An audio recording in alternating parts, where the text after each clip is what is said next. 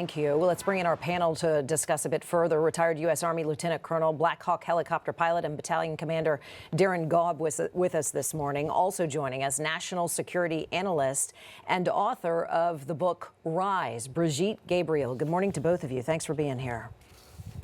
Good morning. Thank you. So, Colonel, the president said yesterday that the meeting in Qatar is on. Iran continues sending messages to contradict that. The president also posted that Iran requested this meeting be held in Doha. So, you know, he sent Steve Witkoff, Jared Kushner's there on the ground. Iran is saying and doubling down as of this morning as we came to air, they have no plans to talk with the U.S. delegation face to face. What's with the mixed messaging, Darren? Let's start with you. Sure. Well, first of all, the Iranian dictators are never going to say in front of their own people of Iran that they requested a meeting with the United States, because that would signal a weakness to their own internal population, that they're willing to capitulate, even in a small measure, to the United States by requesting this meeting. Now, ultimately, what it comes down to is Iran's leadership in Tehran is going to continue to sow some confusion into everything they do in order to try to seek an advantage over, you know, what kind of advantage, who knows what that might be. But chaos and confusion is certainly something that they're in favor of. And that's just what they're going to continue to pursue. And yet we'll continue to show up at the table. In fact, I would say Trump has been more patient than I would be at this point, because I guess I know Iran all too well over decades of having to deal with them, that this is what they do. They're not really truly seeking peace. They're just seeking to delay as long as they can and probably try to influence our elections and other things. Brigitte, the president has claimed that, you know, the Iranians, they want this meeting, that they say one thing at the negotiating table and say, you know, something completely contradictory to deliver to their base back at home. Is that what you're seeing play out right here in real time?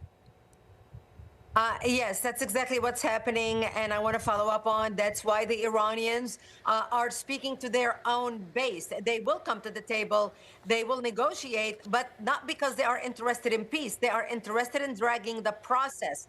As long as we have this current regime, and we know that there is a big division within the Iranian leadership right now, but what we do know 100% is the IRGC are still in control, and they still despise the United States. We are still the great Satan, and they're not going to want to have peace with the great Satan. We've been the great Satan since 1979. So all they're doing is they are buying time as much as they can to leading up to the midterm election, and they're hoping to buy time and mislead the United States all the way until Trump leaves office, and then they can breathe a sigh of relief.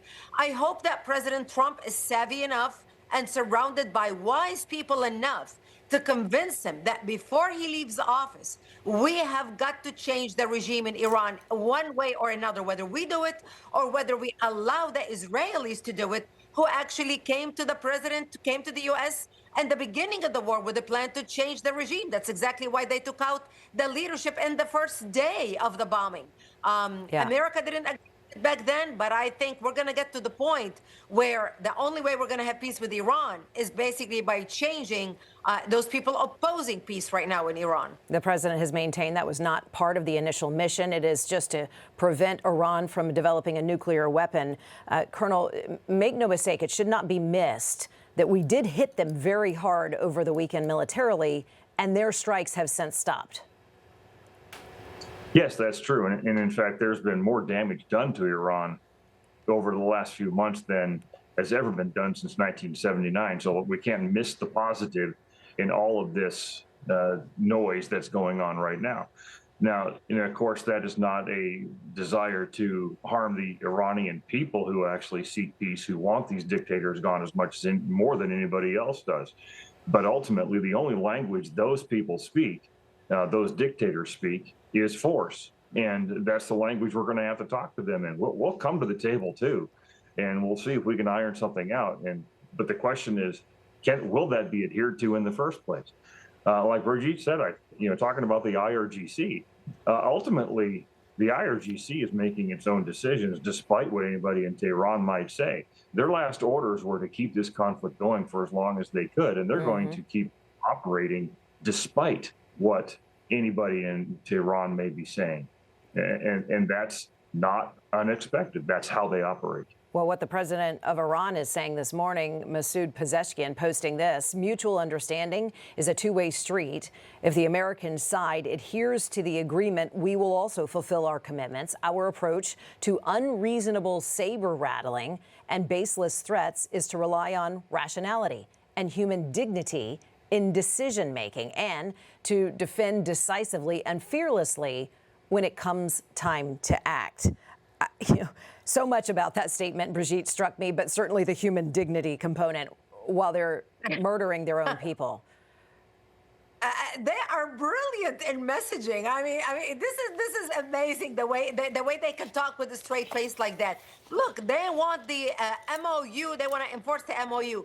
The MOU basically forces Israel and Lebanon to basically stop fighting. It forces Israel to withdraw out of Lebanon. It forces Hezbollah to stay in Lebanon, despite that the Lebanese government does not want them there. But Israel did something so brilliant yesterday. You know, they went around the United States and signed their own peace understanding with Lebanon, where the Lebanese government agreed with Israel to stay in Lebanese territories to help them control Hezbollah, because the Lebanese government knows that only Israel can do that. Well, that's against the interest of Iran, and that's exactly why Iran brought the Lebanon issue into the MOU. So right now, the Iranians are demanding the enforcement of the MOU. Well, you know what? That ship has sailed, because Israel and Lebanon right now signed their own deal. They are working together. It doesn't matter what Iran wants.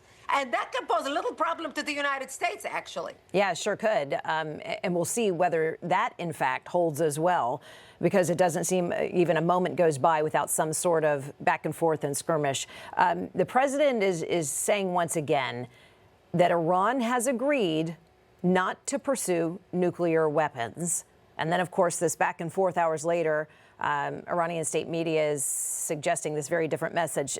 Darren, what gets done today, if anything? And it seems like as we move on, you know, they're 6-8 hours ahead of us already. Not much has gotten done. Tomorrow's supposed to be technical talking. Yet again, Iran saying we're not even going to be in the room face to face. What actually gets done at this meeting? Very little, unfortunately, and that's just the way the game is played. This is part of how you drag it out. Say we're going to have talks, go to have talks. Guess what? Nothing comes out of those, because suddenly you realize the red line still exists. Both sides walk away with no agreements, and you come back another day, and you keep coming back each day until suddenly you realize that 3 months has gone by, and that's just how it works. And ultimately, what you're dealing with is a regime who buys into what Yasser Arafat said, which is that war is deceit, and a treaty is deception as well. The process of a treaty is deception. So they're just going to continue doing this. I wouldn't be surprised at all if by the end of the day, everybody goes home and once again, nothing meaningful has happened.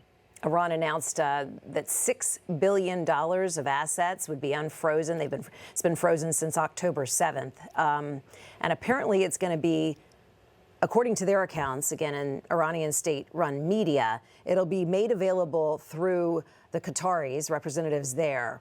How are the Qataris involved in this? How do those assets become unfrozen, Brigitte? And why would the U.S. tolerate it? I mean, the president has said not 10 cents would be unfrozen until the MOU becomes the standing document and that it's abided by. How will this work? How do you see it playing out? Well, this is the cat and mouse game. You do this, and then we'll do this. If you abide by this, we will release that. And that's what's happening right now. And that's basically why we have the MOU for 60 days for this specific negotiations. The Iranians need a breather, so they need that money. And this is why they are leading the United States. You know, this pause is actually good for them because they need access to that money. The United States needs to bring the gas prices down leading up to the midterm. So they both want this cat and mouse game to work for the next 60 days. Now, the way the Qataris are involved, the Qataris have always cozied up with Iran to the chagrin of the rest of the Gulf states. They are unhappy with Qatar, and that's exactly why Qatar wasn't bombarded that much by Iran, while the rest of the Arabic countries received a lot from Iran, because the Qataris work to deal with Iran. You know, you protect us, you know, we'll work with you. So now supposedly the money is supposed to be unfrozen by the United States in the way where the Iranians buy from our farmers food so they can feed their population. Well, the Iranian people did not die, 40, 50,000 of them, so they can get corn. They didn't die for corn. The people could care less about that. The regime wants that. And if that happens, then they're going to take that food, give a little bit of to the leadership, and then sell the rest of it on the black market and take the profit from that food to finance their weaponry. That's what Iran is aiming for, and that's why they want this unfrozen asset. Colonel, very quickly closing with you, an influx of cash. Brigitte sounds like she's nailed it here. Influx of cash to Iran, it doesn't appear to play out well any way you cut it. No, they're not going to spend the money for the good of their people. They're going to spend the good of the money to build the IRGC and probably try to build their nuclear ambitions back in some way again as well. That's how they've operated. That's how they'll continue to operate until the regime actually changes ideology, not just names. Colonel Darin Gaab, Brigitte Gabriel, great conversation and analysis as always. Thanks so much for your time. Thanks, Jen. Thank you.